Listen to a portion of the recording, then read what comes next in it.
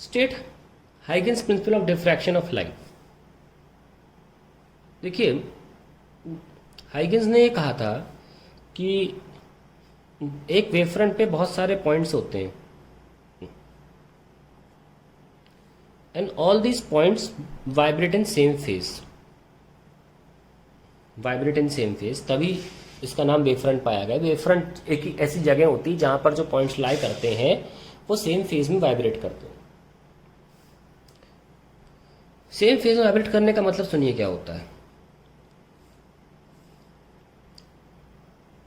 Suppose ये points हैं और यहां से वेव उत्पन्न होती है, तो ये जो पॉइंट्स हैं ये साथ में ऊपर नीचे जाएंगे और साथ में ही ऊपर जाएंगे। तो अगर इस पर एक प्लैंक रख दिया जाए, लकड़ी का पट्टा रख दिया जाए, तो ये पट्टा साथ साथ ऊपर नीचे जाएगा। तो ये पॉइंट्स जो हैं इस पट्टे पर सेम मोशन कर रहे हैं, सेम मोशन। जब सेम मोशन करते हैं तो हम बोलते हैं सेम फेज में है।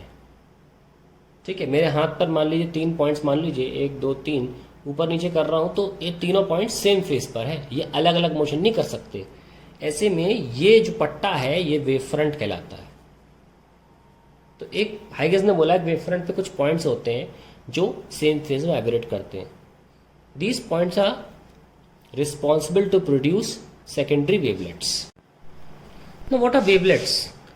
एक्चुअली हर एक पॉइंट सोर्स एक स्फेरिकल वेव फ्रंट, बताया ना वेव फ्रंट क्या प्रोड्यूस करता है अपने चारों ओर। उस वेव फ्रंट का एक छोटा सा आर्क, एक थ्री डायमेंशनल आर्क, जैसे कि मान लीजिए एक बॉल है, छोटा सा पोर्शन मैंने काट लिया, एक कर्वी 3 डायमेंशनल पोर्शन बॉल का, उसको हम वेवलेट बोलते हैं। तो उसने ये भी बोला कि हर एक पॉइंट जो है, हर एक पॉइंट वो केपेबल है producing a secondary wavelet. Secondary इसलिए बोलते हैं क्योंकि ये खुद प्राइमरी है और इससे दूसरी वाली वेवफ्रंट पैदा होती है, बनती है, क्रिएट होती है, इसलिए उसको हम सेकेंडरी बोलते हैं। हर एक पॉइंट एक पूरी गोल स्फेरिकल वेवफ्रंट पैदा करता है, पर हमें मतलब सिर्फ एक छोटे से हिस्से से है। उस छोटे से वेवफ्रंट के हिस्से को वेवलेट बोला जाता है।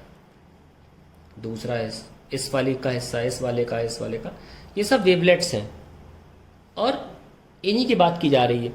अभी मैं हाइगेंस प्रिंसिपल पे जा रही हूँ, मैं हाइगेंस प्रिंसिपल के द्वारा डिफ्रैक्शन को समझा रहा हूँ। तो देखिए ध्यान से, हाइगेंस ने बोला हर एक वेवफ्रंट पे कुछ पॉइंट्स होते हैं जो सेम फेज वाइब्रेट करते हैं।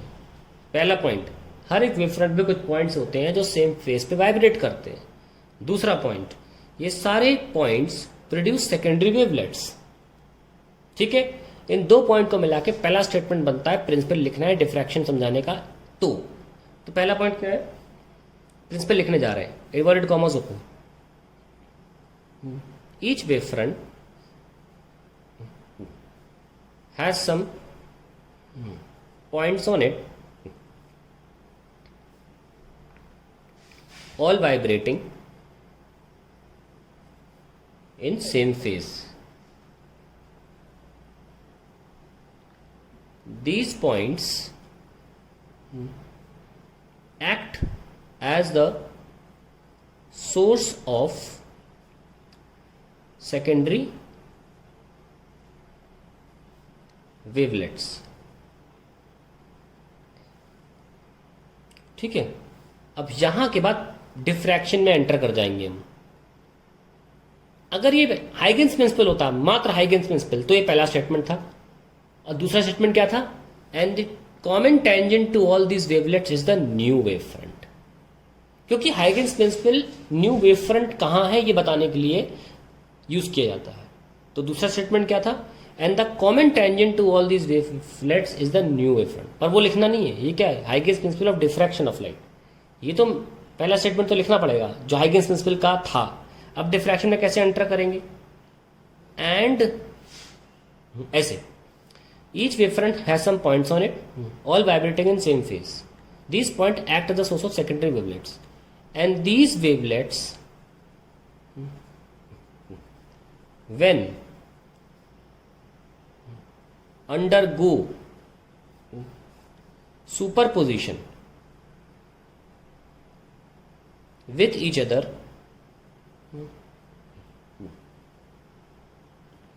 result in regions of intensities, regions of different intensities.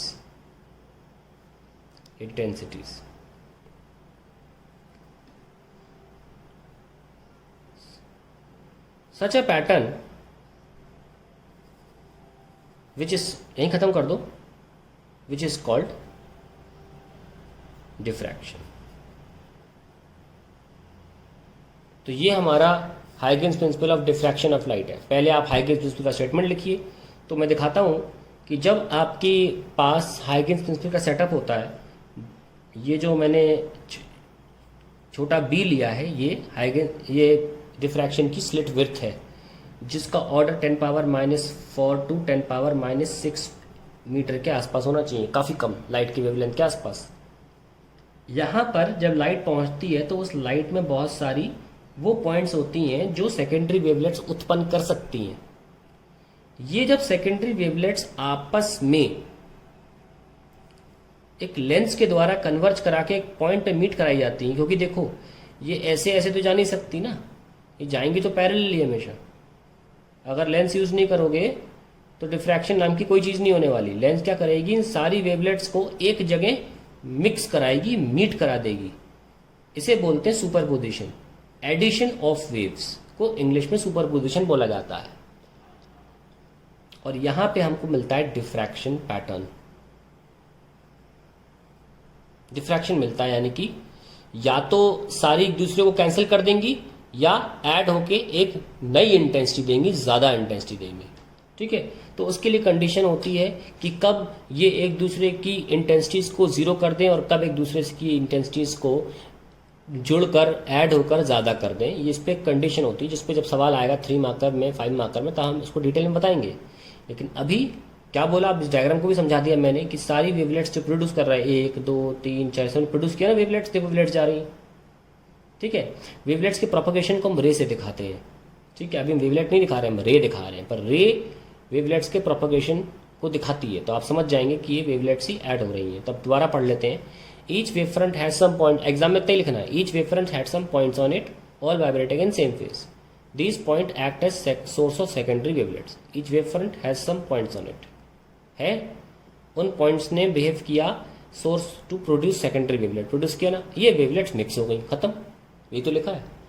तो ये है डिफ्रैक्शन के लिए हाइगेन्स प्रिंसिपल की मदद लेना. Each wavefront has some points on it, all vibrating in same phase. These points act as source of secondary wavelets. जब ये वेवलेट्स सुपरपोजिशन, ये भाई फिजिक्स का वर्ड तो यूज करना पड़ेगा, सुपरपोज करती हैं या सिंपली ऐड करती हैं, we get region of different intensities which is called diffraction.